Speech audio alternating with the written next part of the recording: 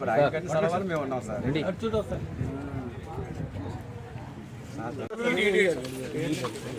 ప్రతి పేదవాడికి కూడా సొంతిల్లు ఉండాలని తాపత్రయపడి ఏకైక నాయకుడు జగన్మోహన్ రెడ్డి గారు మాత్రమే. ఇంకొక ఏంటంటే ఈరోజు పేదలు సుఖ సంతోషాలతో ఉంటే రాజకీయాలు చేయలేము.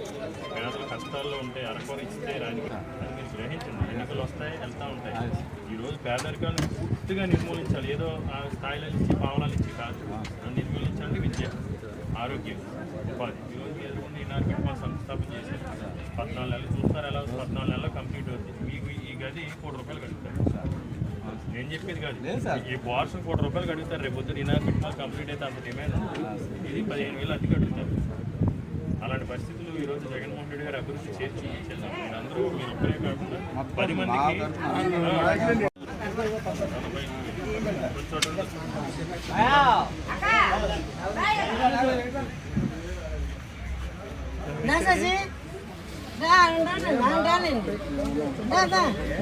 తమకి సంబంధం ఉన్న క్యాలెండర్ కూడా తమ్మేస్తే పేదలు చదువుకుంటున్నారు. జగన్ గారి వల్ల పేదలు ఆరోగ్యం, పేదలు పేదరికం పోవాలంటే జగన్ గారి వల్ల మాత్రమే సాధ్యం.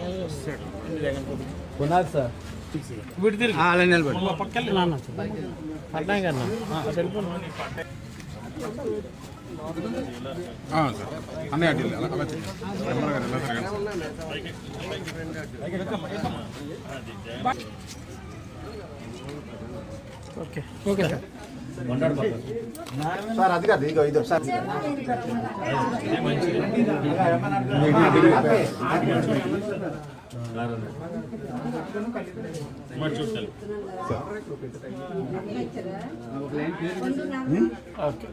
వర్గంలో 45వ వార్డులో 45వ వార్డు కార్పొరేటర్ జీవీఎంసీ డిప్యూటీ సీనియర్ నాయకులు కంపా హనూక్ గారి ఆధ్వర్యంలో ఈ వార్డులో గతంలో స్వర్గీయ దివంగత ముఖ్యమంత్రి డాక్టర్ వైఎస్ రాజశేఖర రెడ్డి గారి హయాంలో పేద ప్రజలకి పక్కా గృహ నిర్మాణాలు చేపట్టడం జరిగింది. తదనంతరం వచ్చిన ప్రభుత్వాల నిర్లక్ష్యం వల్ల ఇప్పటివరకు కూడా ఎవరైతే లబ్ధిదారులు ఉన్నారో, ఎవరైతే ఆ ఇళ్లలో నివసిస్తున్నారో వారికి శాశ్వత హక్కులు అనేది ఇప్పటివరకు కల్పించి పట్టాలు ఇచ్చిన పాపాంతో కూడా పోలేదు. గత పట్టాలు ఇబ్బంది కాకుండా అనేక కోర్టు కేసుల ద్వారా ఇళ్ల పట్టాలకు సంబంధించి చంద్రబాబు నాయుడు కానీ, చంద్రబాబు నాయుడు డైరెక్షన్లో ఉన్న తోక పార్టీల నాయకులు కానీ పేద ప్రజలకు ఇచ్చి ఇళ్ల పట్టాల పంపిణీని కూడా అడ్డుకునే ప్రయత్నం చేయడం జరిగింది. వీటన్నింటినీ కూడా అధిగమించి, ఎందుకంటే ఈరోజు జగన్మోహన్ రెడ్డి గారికి ఆహర్నిశలు కూడా ప్రతిక్షణం ప్రజాహితం కోసం పాటుపడుతూ పేదవాడి అభ్యున్నతి ధ్యేయంగా పేదవాడు ప్రగతి పదంలో నివసించాలి, పేదరికాన్ని నిర్మూలించాలి, ఈ రాష్ట్రంలో ఉన్న ప్రతి ఒక్కరికి కూడా సొంతింటి కళను నిజం చేయాలని ఆయన పడుతున్న తపన తాపత్రయానికి ఆ భగవంతుడి ఆశీస్సులతో, ప్రజల ఆశీస్సులతో ఈరోజు ఆల్మోస్ట్ ఈ రాష్ట్రంలో 98% పైగా ఇల్లు లేని అక్క చెల్లెమ్మలందరూ కూడా సొంతింటి కళను నిజం చేయడం జరిగింది.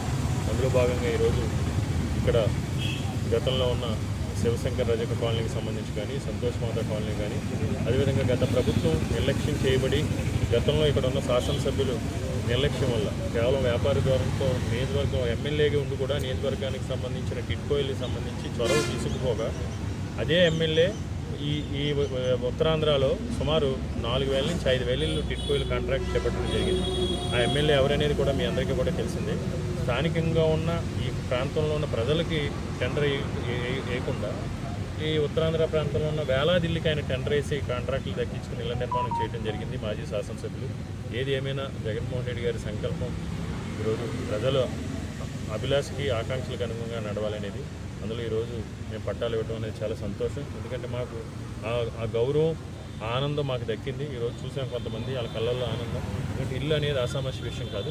పైగా ఇదంతా కూడా ప్రైము విశాఖపట్నం నడిబొడ్డిన నేషనల్ హైవేని ఆనుకుని రేపు ఇన్నార్బిట్మన్ లాంటి అద్భుతమైన ఉపాధి అవకాశాలు కల్పించే మాలు ఇక్కడ, అదేవిధంగా ఒక ఐటీ టవరు, 5 స్టార్ హోటల్స్ కానీ, ఇవన్నీ కూడా అద్భుతమైన అవకాశాలు ఉన్న ఏరియాల్లో సరైన సమయంలో సరైన విధంగా ఇది శాశ్వత పరిష్కారం చూపించి జగన్మోహన్ రెడ్డి గారు ఇవ్వడం జరిగింది.